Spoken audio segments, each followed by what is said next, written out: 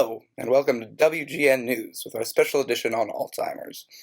Alzheimer's disease is a chronic degenerative disorder where synapses and neural connections weaken, causing deterioration of personality. It affects 10% of people over 65 and 50% of people over 85. Alzheimer's has 7 stages, according to the Alzheimer's website. Stage 1 is absolutely no impairment, where the person has absolutely no signs of anything wrong, and if you ask a clinical psychologist, they have absolutely no symptoms whatsoever. Stage 2 is called very mild cognitive decline, in which patients forget words or the names of places, even everyday objects, but no outright signs that Alzheimer's is apparent or that our symptoms are occurring. Stage 3 is mild cognitive decline, where people have a hard time remembering faces and performing tasks in social and work settings, and a very hard time planning and organizing for the future. Stage 4 is called moderate cognitive decline and sufferers forget recent events. They have a hard time performing difficult mental arithmetic, as in talking back from 100 by 7, so 193, etc. Stage 5 is called moderately severe cognitive decline, where people cannot remember their own address, forget significant details about themselves and their families. They have trouble with less challenging arithmetic, such as counting back from 20 by 2s, like 20, 18, 16, 14, and etc. In stage 5, people do not need assistance with going to the bathroom yet or eating food.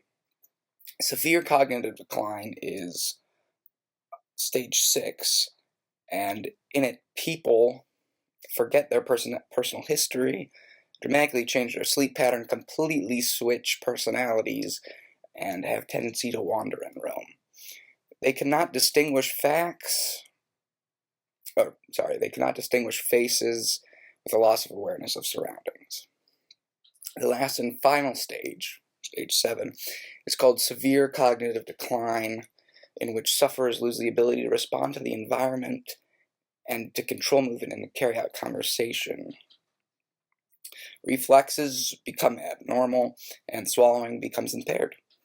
And that's how Alzheimer's is debilitating and eventually kills.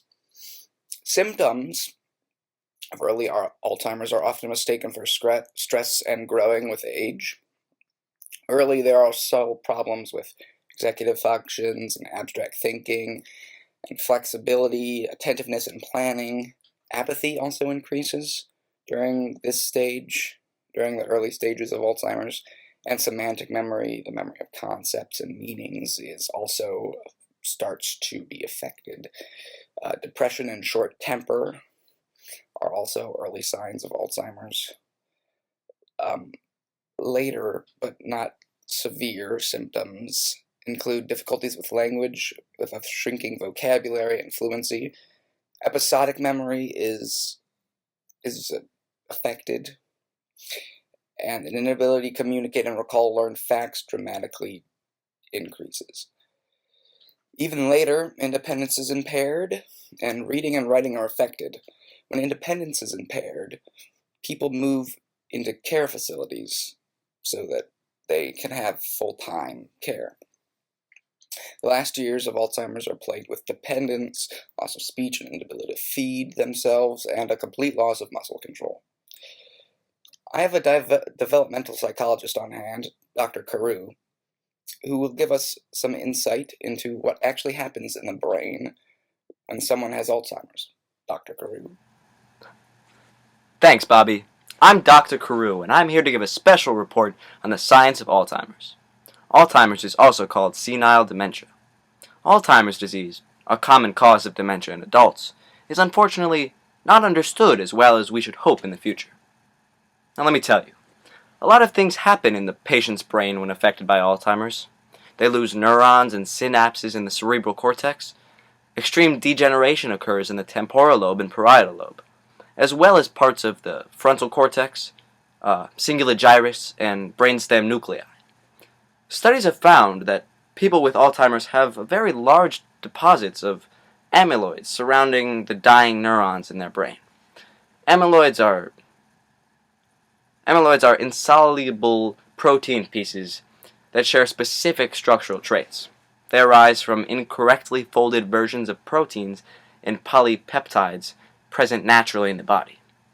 It turns out that before the amyloids are created, neurotoxin slowly kills these neurons. As many amyloids surround the neurons, they slowly begin to die. This makes sense because the older you are, there is an increased likelihood of getting Alzheimer's. You see, this is based on the understanding that the older you are, the longer the lifetime is of the amyloids to accumulate.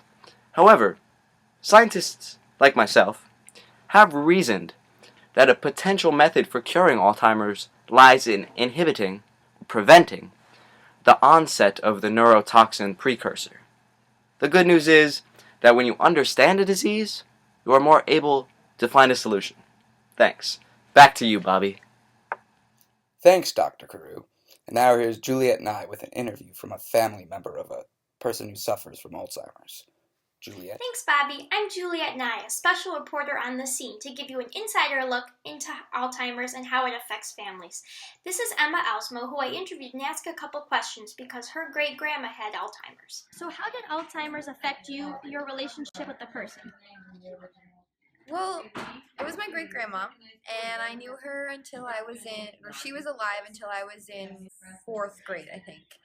And it got to be really bad. She'd call and we'd talk for sometimes an hour or two because she would just ask the same questions over and over again, and it got to be a lot.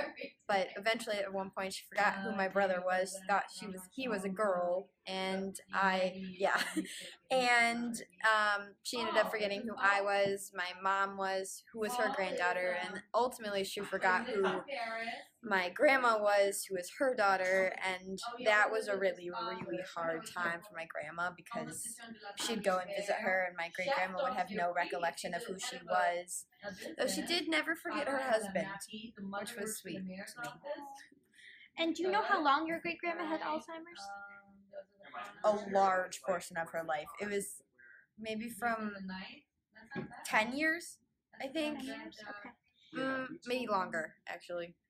And how did you react when your great-grandma was first diagnosed with Alzheimer's, or you started seeing the effects? I was too young when she was first diagnosed to actually understand what was going on, but as I aged and she aged, it was kind of, I was learning more and more, and she was forgetting more and more, and it was a very interesting contrast. But it also ultimately got to have an impact on me in a mental way, just because I couldn't understand why someone would forget a person entirely, let alone a mom forgetting her daughter, or thinking a boy was a girl because she didn't know what the difference between the two was. It was just very interesting. It was kind of scary, and I know it's hereditary. Not hereditary, genetics thing. It is hereditary, that's the word I'm thinking of. It's a hereditary condition, so it's affected my grandma. She's like, I don't know if I'm going to get it. My mom's freaking out about getting it. I don't know. I'm freaking out about getting it just because I was seeing my grandma, or my great-grandma, eventually pass away, and she deteriorated in front of our eyes, and it was incredibly devastating. Okay, thank you so much, Emma. You're welcome. And that's all for tonight. Tune in to WGN tomorrow. Have a good night.